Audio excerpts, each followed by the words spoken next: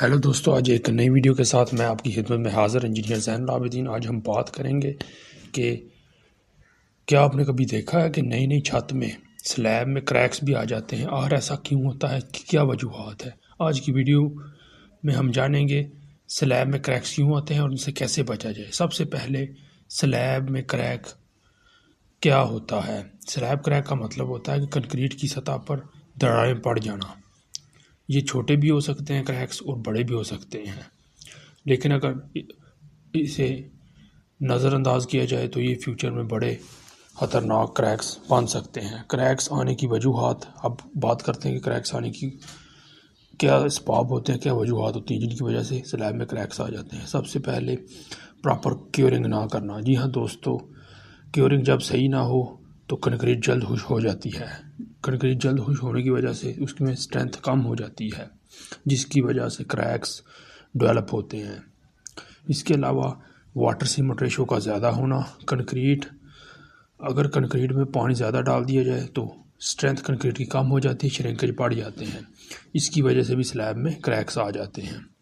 इसके अलावा poor quality material, खराब सीमेंट, नाका सैंड, लो क्वालिटी बजरी, इससे कंक्रीट वीक होती है जिससे क्रैक्स आ जाते हैं। इम्प्रॉपर कंपैक्शन,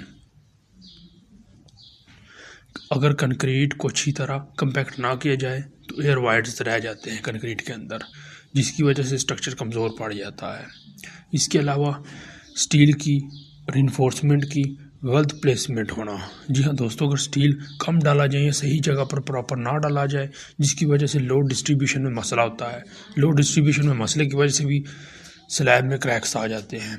इसके अलावा बाद जो पॉइंट है वो है ओवरलोडिंग का। जी हाँ दोस्तों, अगर स्लैब पर ज़्यादा लोड डाल दिया जाए तो डिज़ाइन कैपेसिटी से लोड ज़्यादा हो जाए, इसकी वजह से भी स्लैब में क्रैक्स आ जाते हैं, स्लैब फेल हो जाती है।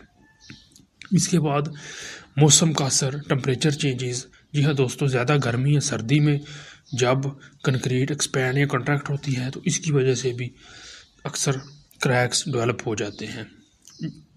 इसके बाद स्लैब क्रैक से बचने के तरीके, प्रॉपर क्योरिंग करें, 7 से 14 दिन तक वाटर रेशो कंट्रोल में रखें, हाई क्वालिटी मटेरियल इस्तेमाल करें, प्रॉपर कंपैक्शन करें, वाइब्रेटर यूज़ करें, स्टील डिज़ाइन के मुताबिक डालें, ओवरलोडिंग से बचें, एक्सपीरियंस इंजीनियर की सुपरवाइजन कर रखें।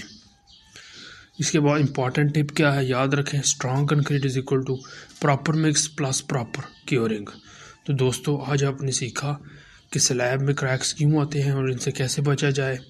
इस तरह की मज़ीद वीडियो को देखने के लिए चैनल को फॉलो करें, वीडियो को लाइक करें और ज़्यादा से ज़्यादा अपने दोस्तों के साथ शेयर करें।